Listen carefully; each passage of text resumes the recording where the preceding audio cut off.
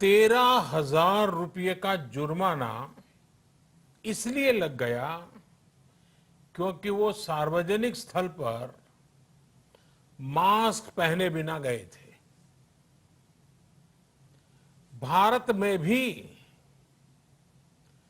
स्थानीय प्रशासन को इसी चुस्ती से काम करना चाहिए। ये 130 करोड़ देशवासियों के जीवन की रक्षा करने का अभियान है। भारत में गांव का प्रधान हो या देश का प्रधानमंत्री, कोई भी नियमों से ऊपर नहीं है। साथियों, लॉकडाउन के दौरान देश की सर्वोच्च प्राथमिकता रही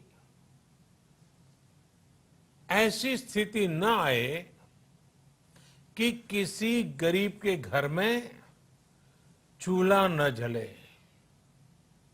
केंद्र सरकार हो, राज्य सरकारें हो, सिविल सोसाइटी के लोग हों, सभी ने पूरा प्रयास किया कि इतने बड़े देश में हमारा कोई गरीब भाई बहन भूखा न सोए। देश हो या व्यक्ति, समय पर फैसले लेने से, संवेदनशीलता से फैसले लेने से किसी भी संकट का मुकाबला करने की शक्ति अनेक गुना बढ़ जाती है। इसलिए लॉकडाउन होते ही सरकार प्रधानमंत्री गरीब कल्याण योजना लेकर आई। इस योजना के तहत गरीबों के लिए 2.25 लाख करोड़ रुपए का पैकेज दिया गया। साथियों, बीते 3 महीनों में 20 करोड़ गरीब परिवारों के जनधन खातों में सीधे 31,000 करोड़ रुपया जमा करवाए गए हैं। इस दौरान 9 करोड़ से अधिक किसानों के बैंक खातों में 18,000 करोड़ रुपए जमा हुए हैं। इसके साथ ही गांवों में श्रमिकों को रोजगार देने के लिए प्रधानमंत्री गरीब कल्याण रोजगार अभियान तेज गति से आरंभ कर दिया गया है। इस पर सरकार 50,000 करोड़ रुपए खर्च कर रही है। लेकिन साथियों, एक और बड़ी बात है जिसने दुनिया को भी हैरान किया है, आश्चर्य में डुबो दिया है। वो ये कि कोरोना से लड़ते हुए भारत में 80 करोड़ से ज्यादा लोगों को 3 महीने का राशन, यानी परिवार के हर सदस्य को 5 किलो गेहूं या चावल मुफ्त दिया गया। इसके अतिरिक्त प्रति परिवार हर महीने 1 किलो दाल भी मुफ्त दी गई। यानी एक तरह से देखें तो अमेरिका की कुल जनसंख्या से 2.5 गुना अधिक लोगों को,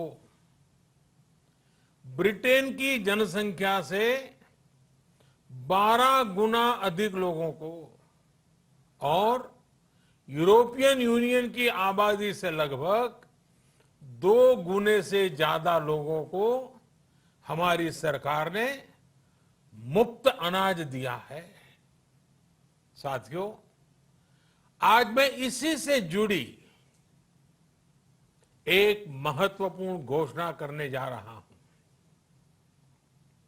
साथियों, हमारे यहां वर्षा ऋतु के दौरान और उसके बाद मुख्य तौर पर कृषि क्षेत्र में, एग्रीकल्चर सेक्टर में ही ज्यादा काम होता है।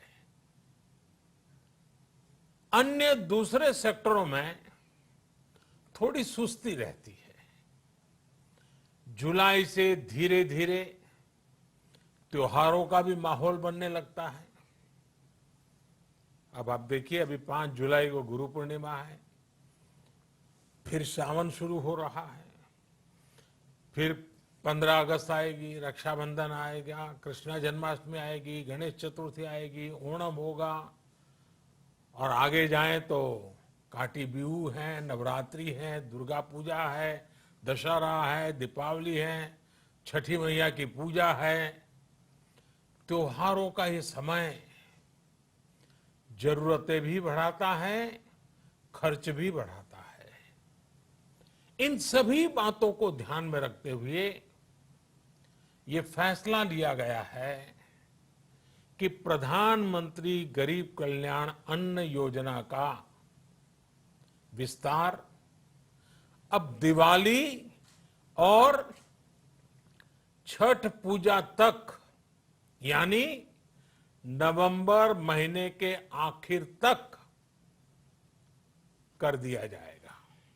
यानी 80 करोड़ लोगों को मुफ्त अनाज देने वाली ये योजना अब जुलाई, अगस्त, सितंबर, अक्टूबर, नवंबर में भी लागू रहेगी।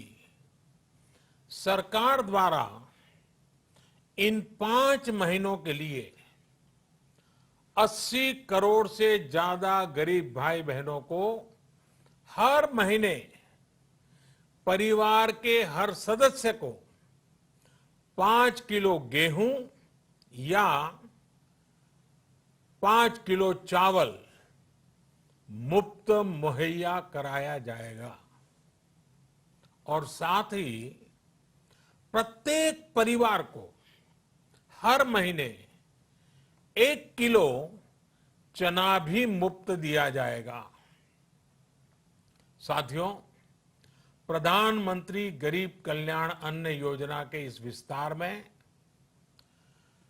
90,000 करोड़ रुपए से ज्यादा खर्च होंगे। और अगर इसमें पिछले 3 महीने का खर्च भी जोड़ दें तो ये करीब करीब 1.5 लाख करोड़ रुपया हो जाता है। अब पूरे भारत के लिए हमने एक सपना देखा है। कई राज्यों ने तो बहुत अच्छा काम भी किया है। बाकी राज्यों पर भी हम आग्रह कर रहे हैं कि इसको काम को आगे बढ़ाएं। और काम क्या है? अब पूरे भारत के लिए एक राशन कार्ड की व्यवस्था भी हो रही है। यानी एक राष्ट्र, एक ration card, 1 nation 1 ration card. इसका सबसे बड़ा लाभ उन गरीब साथियों को मिलेगा जो रोजगार या दूसरी आवश्यकताओं के लिए अपना गांव छोड़ करके कहीं और जाते हैं, किसी और राज्य में जाते हैं।